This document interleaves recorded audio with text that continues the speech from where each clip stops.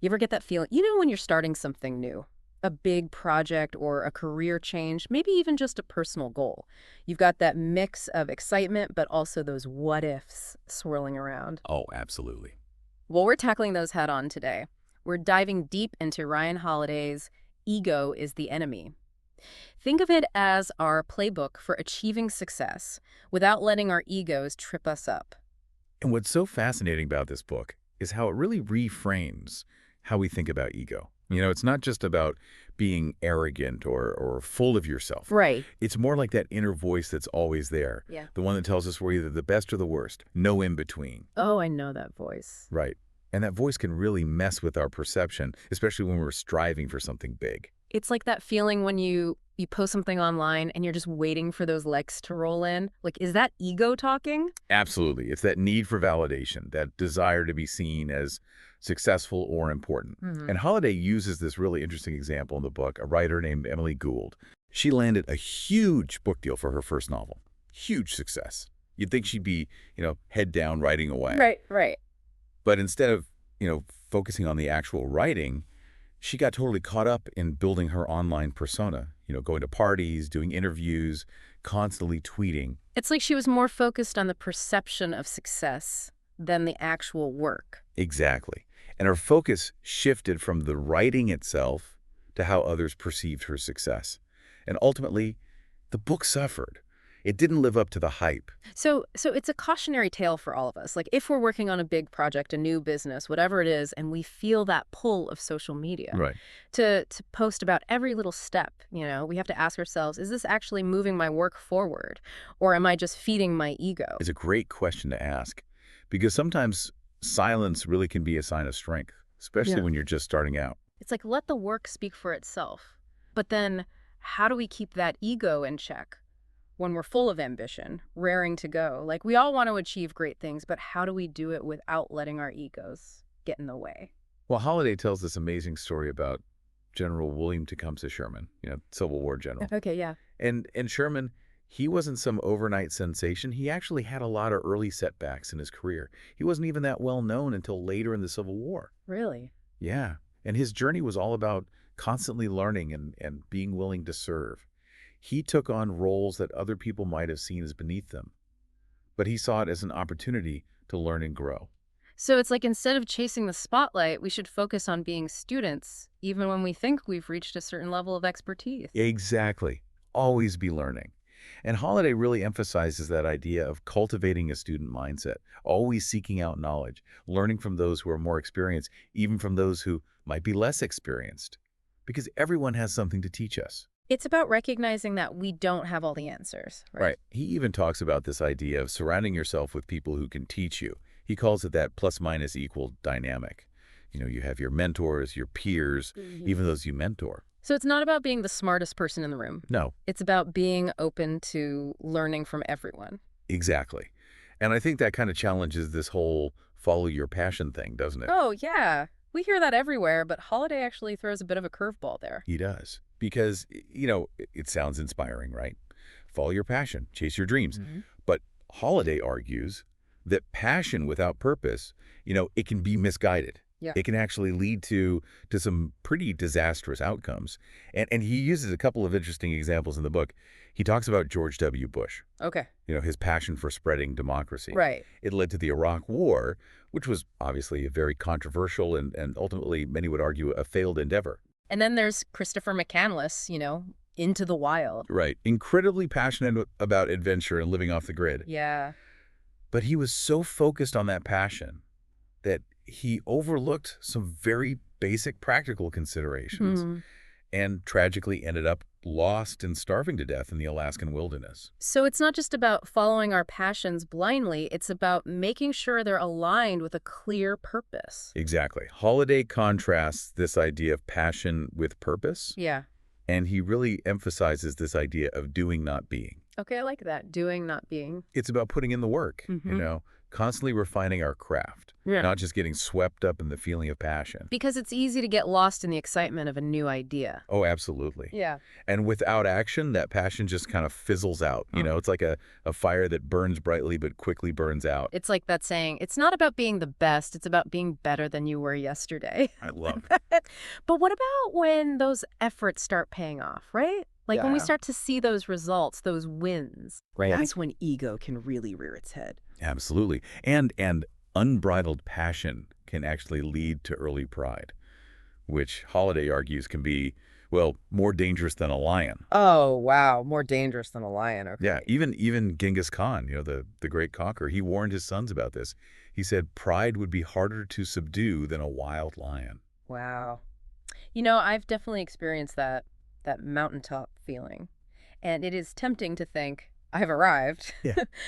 But Holiday's arguing that's when the real work begins, right? Precisely. He uses another great example in the book, Benjamin Franklin. Okay. Franklin was incredibly accomplished, inventor, statesman, writer, all these things. Right. But he consciously battled pride throughout his life.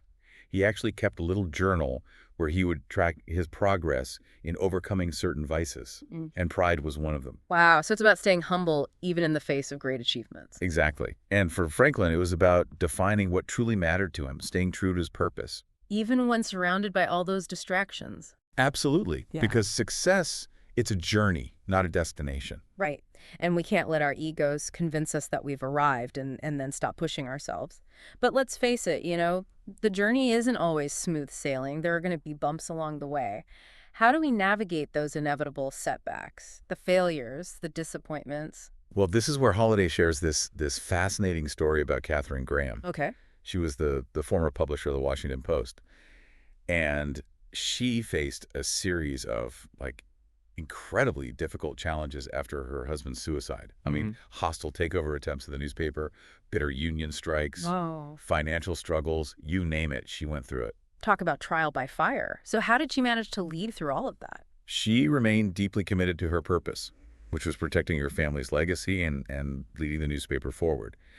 And even in the face of, unimaginable adversity, she never lost sight of what truly mattered. That takes an incredible amount of resilience, and it's a stark contrast to someone like John DeLorean, who, faced setbacks with his car company and ended up, in a drug trafficking scandal trying to save it. Right. And Holiday contrasts those two responses, to highlight the importance of self-awareness and taking responsibility. When things fall apart. Exactly.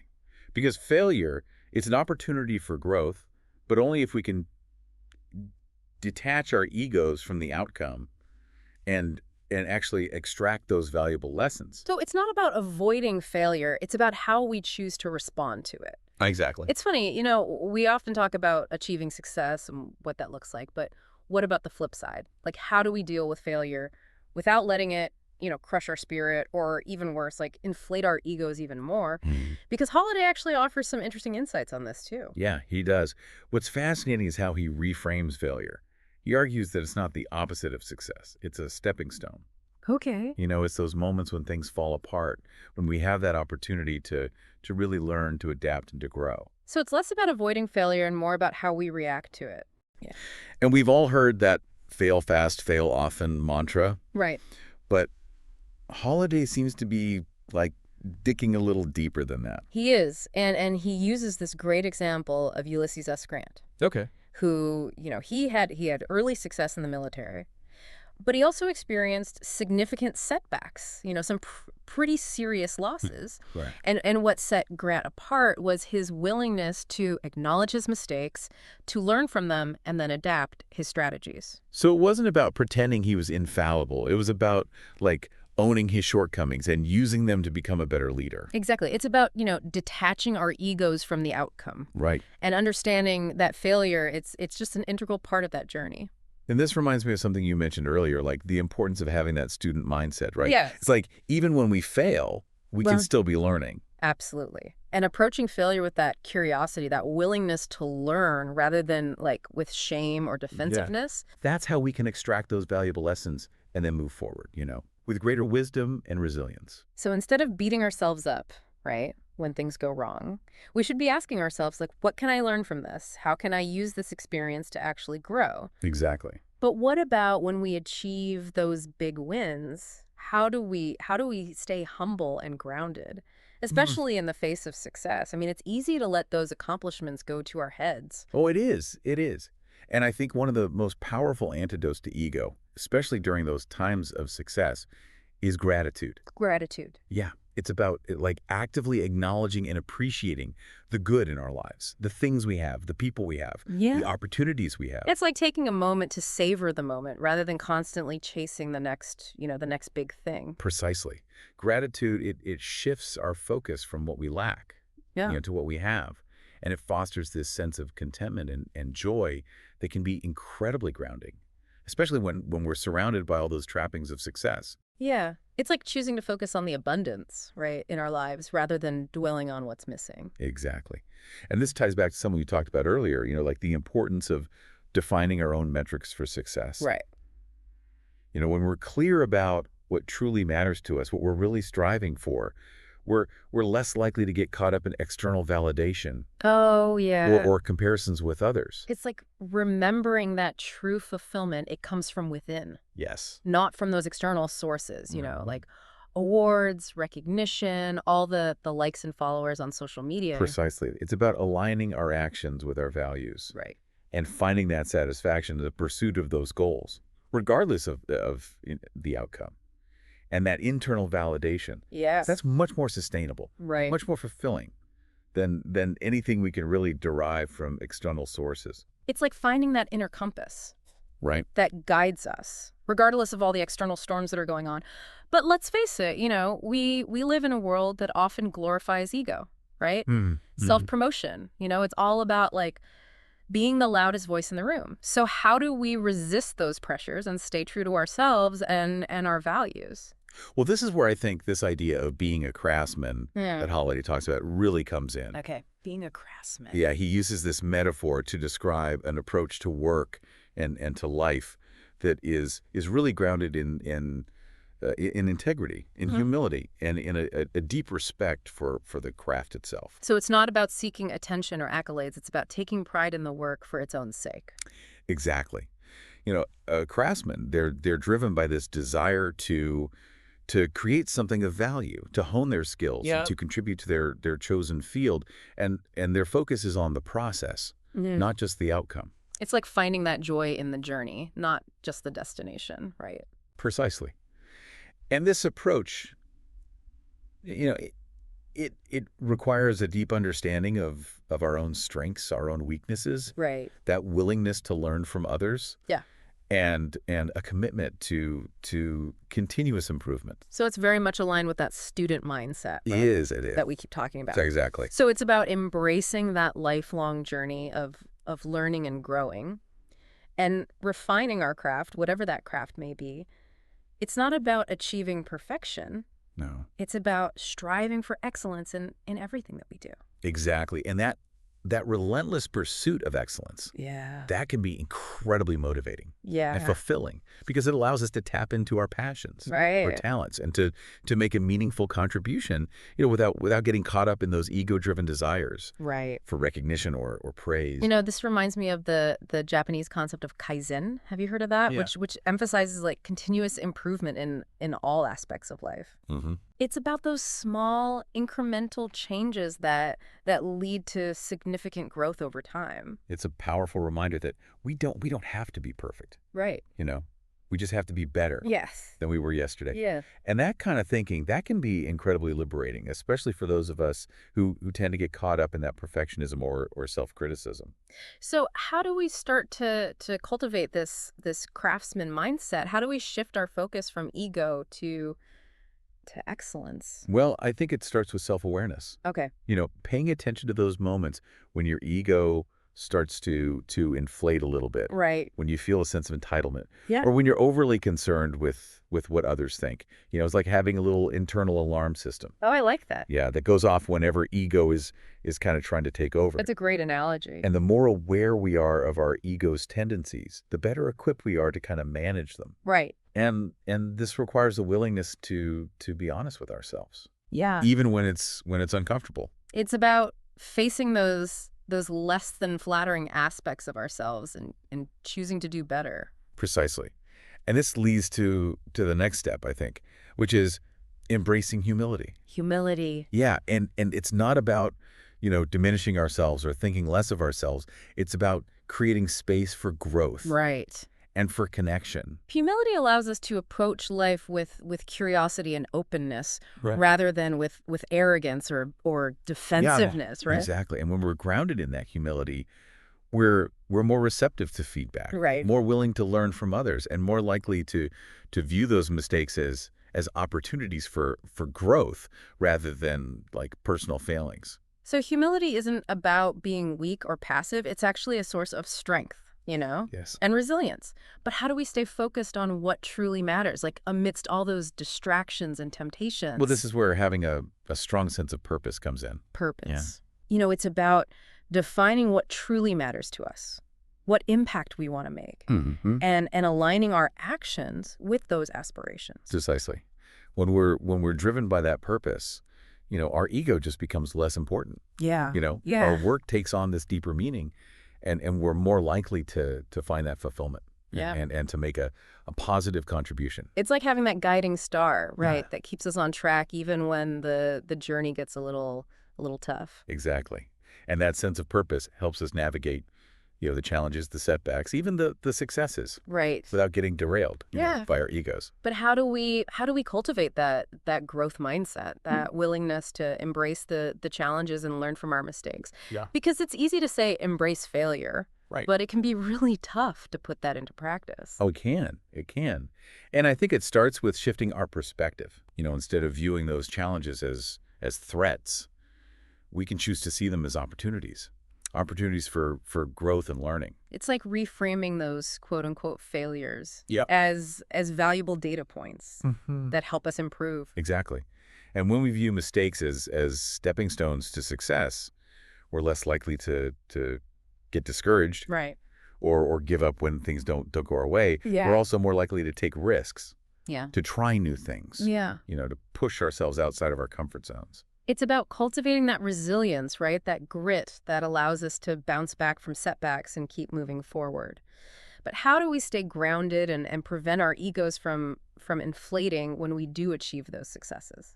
Well, I think one powerful practice is gratitude. Gratitude again. Again, yeah, Yeah. taking the time to appreciate the good in our lives, Mm. to acknowledge our accomplishments, Mm. to express thanks to those who have supported us. Yeah. That can really help us stay grounded Yeah. and prevent ego from taking over. It's like consciously choosing to focus on the positive aspects of our lives rather than, dwelling on what we haven't yet achieved or Yeah. comparing ourselves to others. Exactly. Gratitude helps us. It helps us shift that perspective Right. and appreciate the abundance Yeah. in our lives, Yeah. which can be incredibly powerful in keeping our egos in check. It's about cultivating a sense of contentment and appreciation for what we have rather than constantly chasing, the next big thing. Precisely. And this ties back to this concept of living in the present moment. Mm-hmm. When we're fully engaged in the now, Mm-hmm. we're less likely to get caught up in those past regrets Right. or future anxieties, Mm-hmm. which can fuel our egos Yeah. and distract us from what truly matters. So it's about finding that balance between, striving for our goals and appreciating the journey along the way. Exactly. And this brings us to another important aspect of managing ego, which is letting go of the past. Letting go of the past. Yeah. It's easy to dwell on past mistakes, regrets or perceived injustices. But how do we move forward without letting those experiences hold us back? Holiday, he argues that dwelling on the past is actually a form of self-sabotage. Mm-hmm. It prevents us from fully embracing the present moment Right. and from creating a brighter future. She's like carrying around all that baggage from the past weighs us down, mm-hmm. prevents us from moving freely. Exactly. And this ties back to this idea of forgiveness. Mm. It's not about condoning those hurtful actions, Right. but it's about releasing ourselves from that burden of resentment and anger. So forgiveness is ultimately about freeing ourselves, Yes. not the person who wronged us. Precisely. It's Yeah. about acknowledging the pain of the past, Yeah. learning from it, Right. and then choosing to move forward Right. with that grace and compassion. It's about recognizing that we can't change the past, but we can choose how we let it, shape us. Exactly. Okay. And this leads to another important aspect of managing ego, which is accepting that we don't have all the answers. Oh, yeah. That's a tough one. It is. Because ego loves to tell us that we have it all figured out, Mm. right? But the reality is that life is complex and Yeah. there's always more to learn. So how do we embrace our own ignorance, right, Uh-huh. without feeling, inadequate or insecure? Well, Holiday really emphasizes that embracing our own ignorance, it's actually crucial for personal and professional growth. Okay. It's about acknowledging our limitations, being open to new ideas, new perspectives, and Uh-huh. being willing to learn from others, Mm-hmm. even those we might consider, beneath us, Right. because everyone has something to teach us, regardless of their status Right. or experience. Sure. He uses Bill Belichick as an example. Wait, Belichick, the coach. Yeah. The guy's like a football genius. Right. Like, what could he possibly learn? But even Belichick, he's known for his relentless pursuit of knowledge Mm-hmm. and his willingness to learn from anyone, even his own players. So true mastery requires that willingness to continuously learn and evolve, no matter how much we've already achieved. Mm-hmm. But what about perfectionism? That seems like another tricky area for those driven by ego, I mean, striving for excellence is one thing, but that pursuit of perfection can be paralyzing. It can be. It can be. And Holiday, he argues that perfectionism can actually be a mask for insecurity Okay. and fear of failure. Hmm. We create this unattainable standard that prevents us from expressing ourselves fully and embracing that messy reality of the creative process. It's like we're so busy trying to be perfect Yeah, that we forget to actually do the work. exactly. And he talks about J.D. Salinger, author of Catcher in the Rye, Mm-hmm. who became so reclusive and so obsessed with perfection Right. that he basically stopped publishing altogether. Yeah, he had all these manuscripts and stories that he refused to share with the world. Wow. So how do we escape that perfectionism trap? Well, Holiday says we need to embrace imperfection, Okay.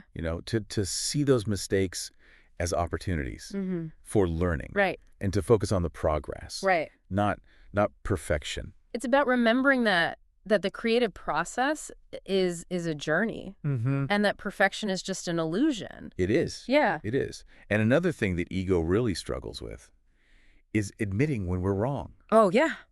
Ego hates to be wrong. It makes us feel foolish, Mm-hmm. inadequate. But the reality is we all make mistakes. Right. So how do we get past that? Yeah. Well, Holiday argues that admitting when we're wrong, it's a sign of strength, not weakness. Okay. It shows that we value truth Right. over ego Yeah. and that we're willing to adjust our course. And he points to Ulysses S. Grant again, Okay. who wasn't afraid to acknowledge his mistakes Mm-hmm. and to adapt his strategies, especially during the Civil War. Mm. And his willingness to learn from those errors, it ultimately led to victory. So admitting our mistakes, it doesn't diminish our accomplishments. Right. It actually enhances our credibility and allows us to grow. Exactly. And I think another important aspect of managing ego is cultivating patience. Patience. Oh, in today's world of instant gratification, patience feels like a lost art. It does. We want results now, not later. Right. But anything worthwhile, it takes time, effort, and a willingness to persevere through the challenges. Oh, yes, it does. Right. It's easy to get discouraged when things don't happen on our timeline. It is. And Holiday, he reminds us that patience isn't, just waiting passively. Right. It's about actively working towards our goals Mm. while understanding that success often unfolds in unexpected ways. It's about trusting the process Yes. and not getting discouraged when things don't happen, on our timeline. He uses Angela Merkel as an example, the former chancellor of Germany.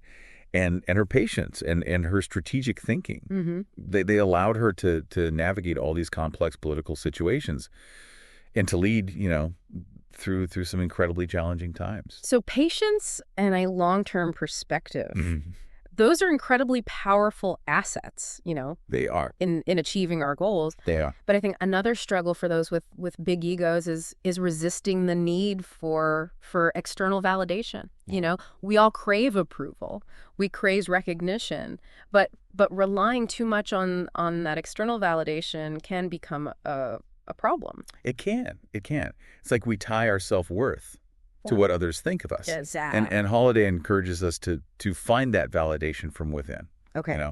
by setting our own standards for success Mm-hmm. and focusing on fulfilling our own potential. It's realizing that true fulfillment, it comes from within, right? Yeah. Not from those accolades or praise. Exactly. It's like focusing on what we bring to the table, Mm-hmm. not just what others think of the spread. I love that.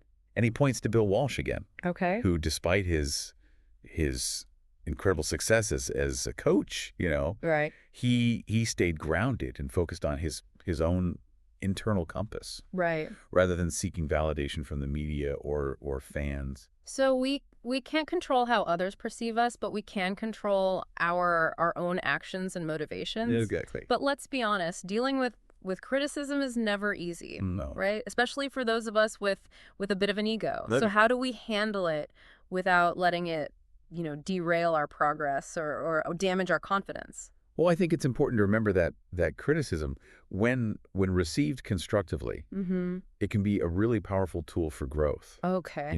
It helps us identify our blind spots, Mm-hmm. refine our skills, and ultimately become better at what we do. But not all criticism is created equal, right? How do we differentiate between constructive feedback and attacks that are just meant to, tear us down? It's about discernment. Yeah. Consider the source Right. and their intentions. Okay. Do they have your best interests at heart? Right. Do they understand your work Mm-hmm. and your goals? So if someone who doesn't understand my work or my vision offers criticism, I can probably just, let it roll off my back. Exactly. You get to choose whose opinions you value. Right. Right. But when someone you respect, Right. you trust, offers that constructive feedback, Yeah. it's worth listening to, Even if it stings a little. especially if it stings a little. Yeah. Because that discomfort Yeah. often means that you're being challenged Mm-hmm. to grow Yeah. and to step outside of that comfort zone. It's like a muscle, Mm-hmm. Mm-hmm. We have to push ourselves to grow stronger. Exactly. And remember, feedback. Yeah. Even when it's difficult to hear, it's an opportunity for learning and improvement. It's a chance to see our blind spots, to refine our skills, and ultimately to become better versions of ourselves, right? Precisely. And this makes me think about how important it is to surround ourselves with the right people. Mm-hmm. Those mentors, those peers, even those we mentor, Right. who can offer that honest and supportive feedback. Absolutely. Creating that network of trusted individuals Yeah. who can offer those different perspectives Mm-hmm. and challenge us to be better. Yeah. It's invaluable. But I think one of the biggest challenges for those driven by ego is letting go of the need for control. Control. Yeah. We all want to feel like in control of our lives. Right. But the reality is that much of life is unpredictable Yeah. and beyond our grasp. It's like trying to control the weather, right? We can plan for it, we can prepare for it, but ultimately we have to accept that we can't dictate the outcome. Exactly. And Holiday, he reminds us that our desire for control is often rooted in fear Okay. and insecurity. Right. We cling to this illusion that we can control those outcomes. But the reality is much of life is outside our grasp. So how do we let go of that need to control everything? Well, I think it starts with recognizing that our need for control Yeah. is often an ego-driven response to fear. So it's about becoming aware of those moments when we're trying to force things to go our way Mm-hmm. and recognizing that there might be a better way. Precisely. It's Yeah. about surrendering to the flow of life, Okay. trusting the process, Right. and recognizing that sometimes the best outcomes Yeah. come from letting go of our need to control every detail. It's like learning to dance with the uncertainty of life rather than trying to choreograph, every step. Exactly. And this requires a deep sense of trust, Okay. not only in ourselves, but also in the universe Right. or in a higher power, depending on your beliefs. So it's about recognizing that we're not alone in this journey, Mm-hmm. that there are forces at play that are bigger than us, Yes. and that sometimes the best course of action is to surrender Mm-hmm. and let go. Precisely.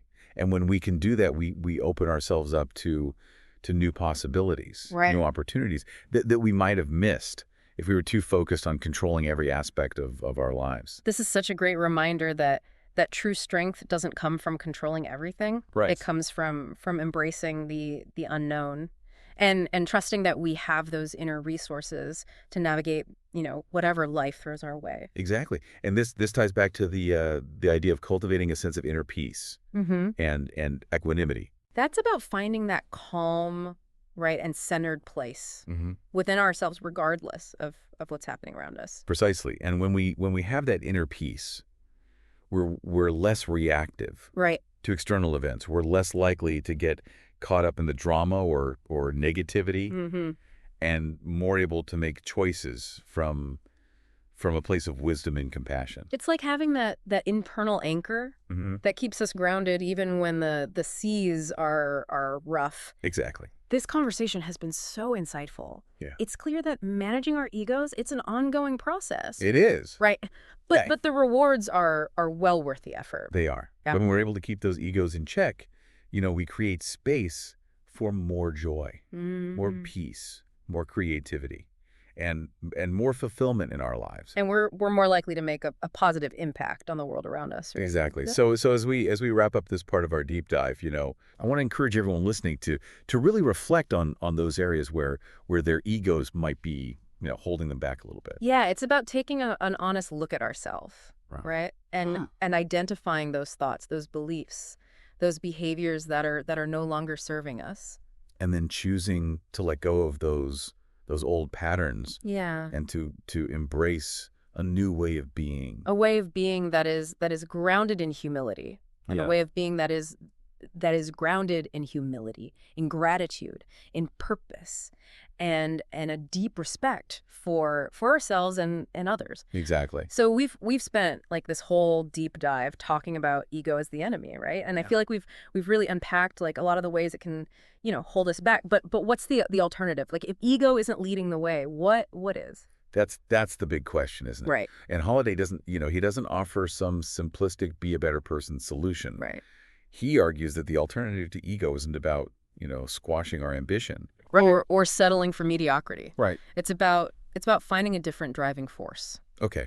So what's this other force that's going to lead us to a more fulfilling and successful life? He calls it being a craftsman. Okay. It's about approaching our work, our goals, even our lives with this sense of dedication and purpose that transcends ego. So less about the spotlight and more about the satisfaction of a job well done. Exactly. Think about a master craftsman. They take pride in their work, whether or not anyone's watching or giving them a trophy.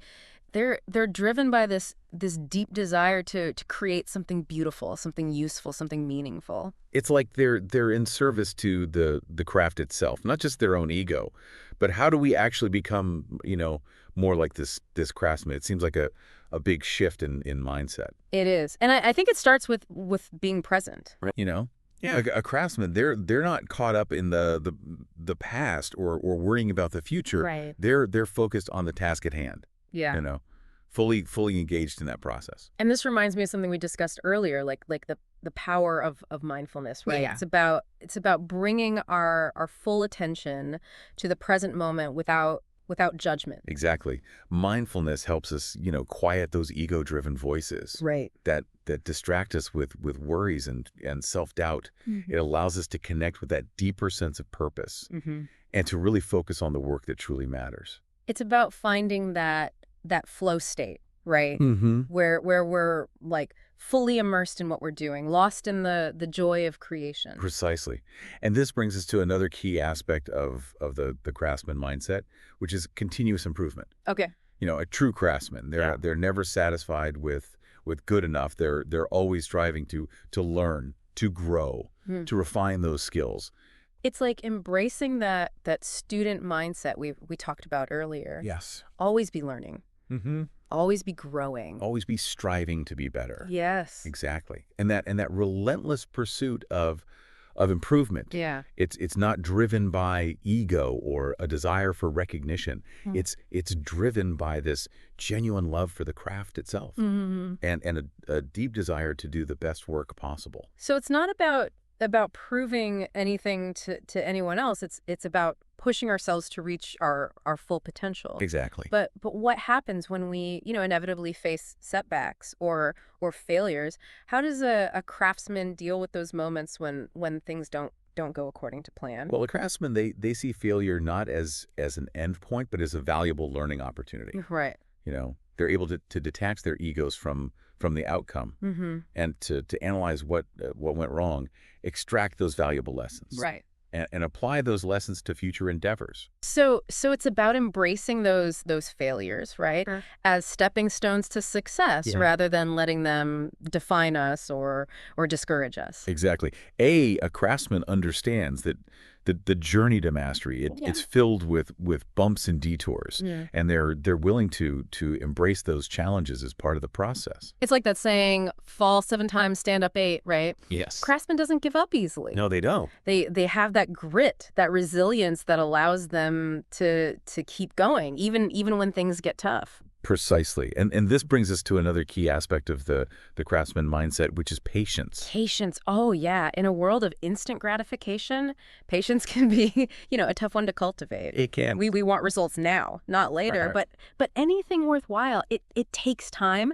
effort, Right. and a willingness to trust the process. It does. Right. Exactly. A craftsman understands that true mastery. It takes time Mhm. and dedication. They're willing to put in the hours, the days, the years, to hone their skills and to achieve their goals. It's like planting a seed and nurturing it patiently, Mm, knowing that it will eventually blossom into something beautiful. exactly. And this patience allows a craftsman to weather the storms, to persevere through those challenges, and to emerge from those experiences, Right. stronger Yeah. and more resilient. So it's about having that long-term vision and trusting that the effort we put in today will pay off, in the long run. Exactly. And this brings us to one final and perhaps most important aspect of the craftsman mindset, which is love. Love. Yeah. That's an interesting one. How does love factor into all of this? Well, a craftsman approaches their work with this sense of love and devotion. Okay. You know, Yeah. They're passionate about their craft, and they find joy in the process of creating, even when it's challenging, or demanding. It's like they're pouring their heart and soul into their work, Yeah. not just their time and energy. And this love, it fuels their creativity, their perseverance, Yeah. their willingness to go the extra mile. So it's not just about doing a good job, right? It's about finding that deeper meaning and purpose in what we do. Exactly. And when we approach our work with love, Yeah. it shows our creations have a certain vibrancy, a certain soulfulness that can't be replicated. This is so inspiring. It's a reminder that we can find joy and fulfillment in our work, even when it's challenging or demanding. But how do we cultivate that sense of love for our craft? What if we're not feeling particularly passionate about what we're doing? Well, I think it starts with finding something Mhm. that aligns with our values, with our interests and our talents. Okay. It's about identifying those things that light us up, those things that make us feel alive and engaged. Exactly. And it might take some experimentation, some trial and error Right. to find that sweet spot. But when we do, the work becomes less of a chore Yeah. and more of a calling. It's like we're tapping into a deeper source of energy and inspiration. Exactly. And this love for our craft can sustain us through those difficult times, inspire us to reach for our full potential and ultimately lead us to a life of greater purpose and fulfillment. This has been such an incredible deep dive. We've explored the dangers of ego, the importance of managing our egos effectively, and the transformative power of embracing that craftsman mindset. It's been a pleasure to explore these ideas with you. As we wrap up this final segment, I want to leave everyone listening with a sense of hope and possibility. Yeah, we all have the potential to live extraordinary lives that are filled with purpose, with meaning, and with impact. But it starts with making that conscious choice to tame our egos and to embrace a different way of being. It's a choice we make every day Yeah. in every interaction. in every decision. So let's choose wisely. Let's choose to be the craftsmen of our own lives, to approach our work and our relationships with love, with dedication, and with a relentless pursuit of excellence. Yeah, let's remember that ego is the enemy, but Yeah. we have the power to defeat it. Thank you for joining us on this deep dive. We hope you found it insightful We did too. and inspiring. Until next time, keep diving deep.